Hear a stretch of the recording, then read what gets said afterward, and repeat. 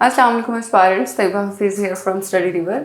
Environmental sciences के lecture series में हम लोगों ने 4th चैप्टर स्टार्ट किया हुआ एनवायरमेंटल पोल्यूशन का, और मैंने आप लोगों को लास्ट लेक्चर में बेसिक कॉन्सेप्ट दिया था एनवायरमेंट क्या होता है, पोल्यूशन और पोल्यूटेंट्स, आप लोगों ने इनको किस तरह से अंडरस्टैंड करना है और डिफ़ाइन करना है।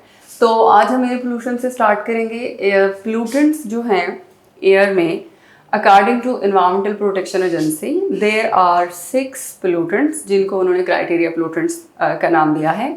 इनको इनकी क्वांटिटी को हम एयर में मेजर कर लेते हैं, तो उससे और इन्होंने एक उसका स्टैंडर्ड भी सेट किया है कि अगर आपकी एयर में ये वाले पोल्यूटेंट्स इस रेंज में हैं तो वो अफोर्डेबल हैं, आपकी जो एयर की क्वालिटी है वो डिग्रेडेड नहीं है।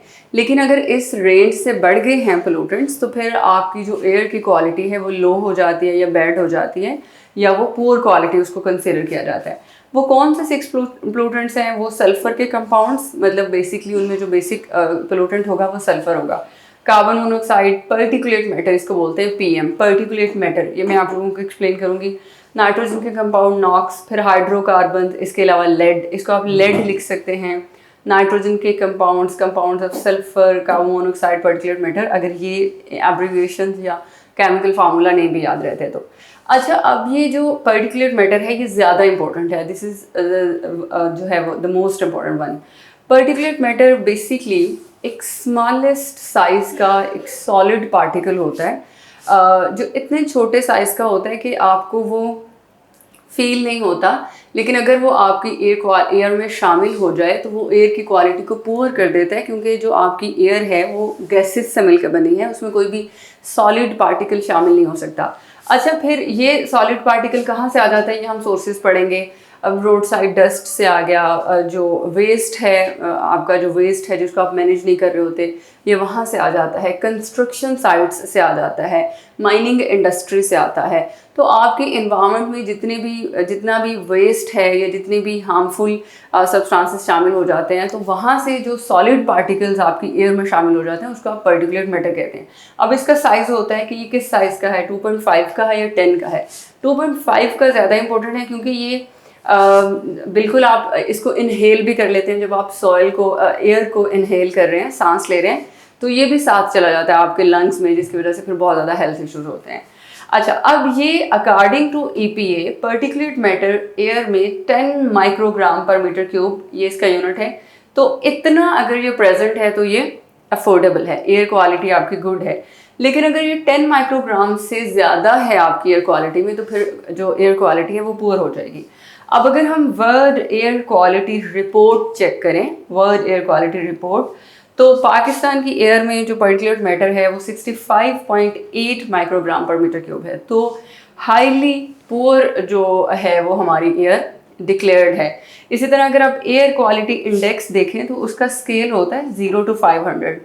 अगर 50 जो है वो पॉइंट्स हैं आपकी कंट्री की एयर को मिले हैं 50 तक, तो वो गुड एयर क्वालिटी है। अगर 50 to 100 है तो वो एवरेज एयर क्वालिटी होती है।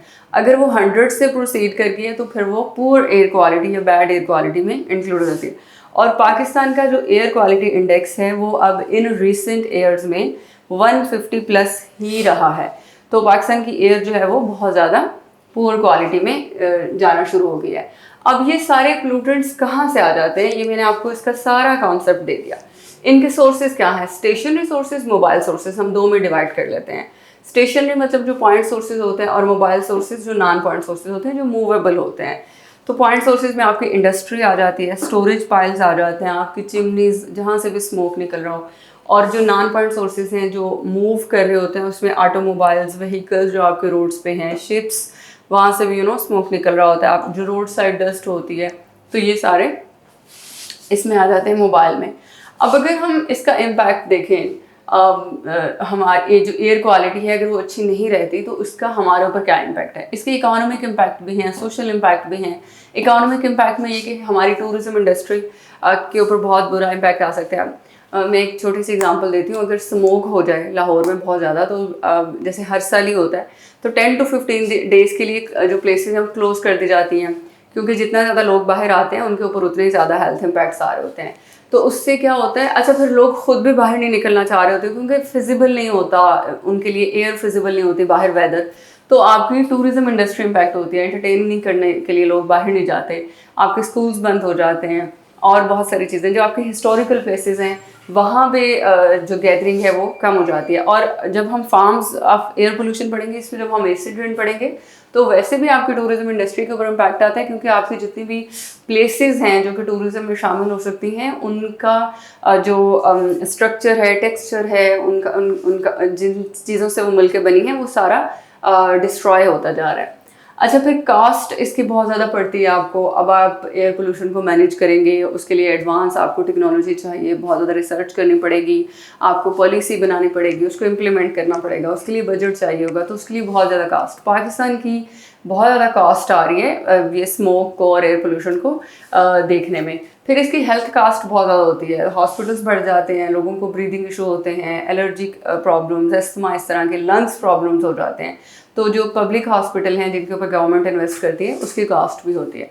अगर आप सोशल में देखें तो इसमें रेंज ऑफ हेल्थ इश्यूज आ जाते हैं। इसमें वुमेन का अलग है, चिल्ड्रन का अलग है, ओल्ड एज का अलग है, इसमें कैंसर से लेके सिंपल एलर्जिक इशू तक, ये सारे प्रॉब्लम्स जो हैं वो एयर पोल्यूशन की वजह से आपको हो सकते हैं। इसी तरह विजिबिलिटी रिड्यूस हो जाती है, एयर में एक्सीडेंट्स हो जाते हैं। अगर हम फॉर्म्स ऑफ एयर पोल्यूशन देखें तो स्मोक है, एसिड रेन है, ये मैं पढ़ाऊंगी डिटेल में स्मोक क्या होता है, एसिड रेन क्या होता है। अच्छा एक और बात मैं यहाँ पे क्लियर करना चाहूँगी कि जैसे ये एयर पोल्यूशन है तो इसमें एक यूनिक बात थी, पार्टिकुलर मैटर, ये मैंने आपको पढ़ाया। इसी तरह वाटर पोल्यूशन और सॉइल पोल्यूशन के पोल्यूटेंट्स हम देख लेंगे, लेकिन सोर्सेज सबके सेम रहेंगे। ठीक है, वाटर पोल्यूशन है, एयर सॉइल पोल्यूशन है, तो यही सोर्सेज हैं। हाँ उसमें वेस्ट जो है वो शामिल हो जाएगा आपकी सॉइल पोल्यूशन में और एयर पोल्यूशन वाटर पोल्यूशन में, क्योंकि जो भी आपके वाटर के रिसोर्सेज हैं वहाँ पे हम वेस्ट ऐसे फेंक रहे हैं। अगर आप रावी रिवर को देखें तो वो बहुत ज़्यादा पोल्यूटेड रिवर है पाकिस्तान की, क्योंकि लोग उसमें इंडस्ट्रियल वेस्ट उसमें जा रहा है, एग्रीकल्चरल वेस्ट उसमें जा रहा है, कमर्शियल वेस्ट उसमें जा रहा है। इसी तरह अगर आप सॉइल पोल्यूशन देखें तो उसमें भी agricultural waste, residential waste, commercial waste, ये सारा आप ऐसे ही सॉइल में डंप कर रहे होते हैं जिससे आपकी सॉइल पोल्यूटेड हो जाती है। बट मोस्टली जो आपके सोर्सेज हैं ये अब सेम रहेंगे, ये कॉन्सेप्ट क्लियर हो गया। अगर हम इम्पैक्ट्स को देखें तो इम्पैक्ट्स बिल्कुल ये भी सेम रहेंगे। अगर आपके एयर पोल्यूशन, अगर आप वाटर पोल्यूशन की बात करते हैं और उसमें सोशल इम्पैक्ट्स की बात करते हैं तो वही health issue, hepatitis, typhoid, cholera, ये सारी जितने भी डिजीज़ हैं ये पुअर क्वालिटी ऑफ वाटर को पीने से, इस्तेमाल करने से होती है। आप खुद पिए, जानवरों को पिलाएं, चाहे इस्तेमाल करें। और अगर आप अपनी फसलों को इसी पानी से इरिगेट कर रहे हैं तो जो एयर वाटर के अंदर हार्मफुल सब्सटेंस होते हैं वो रूट्स के थ्रू प्लांट में जाते हैं, वो फ्रूट में जाते हैं, वहाँ पर स्टोर हो जाते हैं। और अगर आप उसी वेजिटेबल को, फ्रूट को खाएंगे तो वो फिर आपके अंदर जाएंगे और उसकी वजह से आपको हेल्थ इशू होंगे। तो ये कॉन्सेप्ट में यहीं पे इसी तरह इकोनॉमिक इम्पैक्ट भी सेम एक्सप्लेन कर रही हूँ, क्योंकि एनवायरमेंटल साइंस की एक यूनिक बात ये है कि इसमें जब आप किसी एक चैप्टर को स्टार्ट करते हैं उसका बेसिक कॉन्सेप्ट सेम रहता है। मतलब आपको थ्रू आउट द चैप्टर हर बार एक नया कॉन्सेप्ट नहीं समझना पड़ेगा।